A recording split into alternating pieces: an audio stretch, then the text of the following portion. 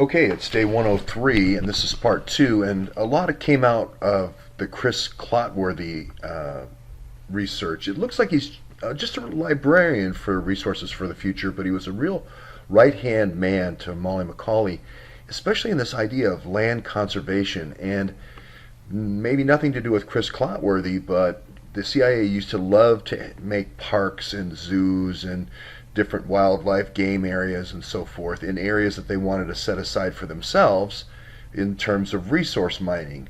And I thought of the wildlife safari park in Oregon and the wildlife park that I went through on my way to Zanesville, that we stopped at and I actually did a show at. And so I started thinking, is this what really resources for the future is using these Landsat capability, this ability to this peacetime use of military technology like they had at the Stennis Space Center.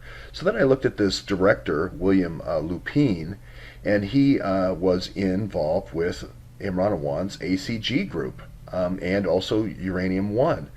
And I thought that was an interesting connection to New Mexico and McKinley, New Mexico. And I kind of combined this thinking with the stuff that had happened with looking at all the FBI involvement in Uranium One in New Mexico. And it just seemed like the FBI, almost through the BLM, but really the FBI, was involved in kind of this Uranium One thing, in the enforcement arm of this Uranium One, and taking down people. And they shot Lloyd Finicum, if you saw that video yesterday, and very closely connected to Imran Awan and this ACG group. And this ACG group is very closely connected to the Navy.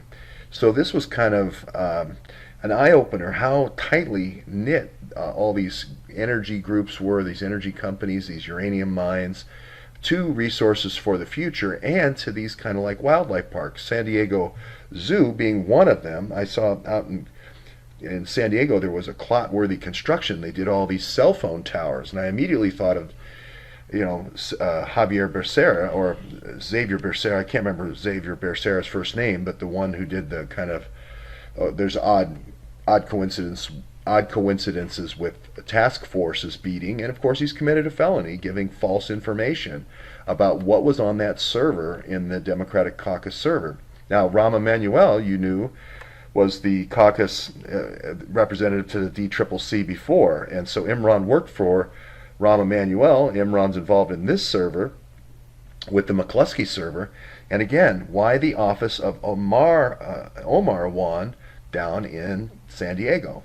So is Becerra giving contracts to Clotworthy Construction, putting up these cell phone towers in areas, remote areas? I don't know. It'd be an interesting thing to look at. But so moving on to David Lambert, we've got him in this place in Dulles, Virginia, for 12 years, and then all of a sudden this new person's inserted for a couple of moments. So that's going to be an interesting thing to follow up on. With the news, I haven't seen if what the situation is with Rosenstein today or with Trump evaluating the memo. But then here is just another interesting connection. I believe this is going to be a San Diego connection, this David McKittrick, who's a senior systems analyst at the House of Representatives. Now, I don't know if he's Navy. I don't know if he's San Diego. I don't know if this is kind of the Navy play in San Diego with contracts and so forth in California, especially around or in Arizona, or all these places near Navy bases. I don't know that to be true. But anyway, there's kind of this interesting seed school connection. Now, I'm not saying this is in any way associated with Chris Clotsworthy, but it does seem to be there's these interesting charter schools that are now public that are going into these communities, and the last place in the world you would expect kind of a suicide or a murder where the woman's name would not be released would be in one of those charter schools. It would certainly release her name. So here's Alan Krupnick. You can see his picture in the corner. He's also at Resources for the Future. Again, he's an associate. He's connected somehow with Chris Clotsworthy, somebody who's connected very closely to the mining industry, very closely to the transportation industry of Uranium One, connected with Resources for the Future, Molly McCauley, were these Navy resources being used to identify key areas like this happened in the Teapot Dome scandal, where the area was set aside as valueless and then later oil was discovered on it? As a matter of fact, Richard Nixon, that's one of the stories of his family.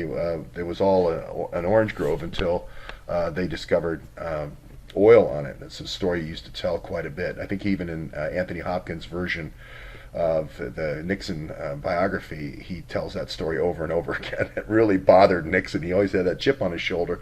I mean, Nixon maybe become the new Lloyd Finnegan. I know it's Lavoy Finicum kind of model.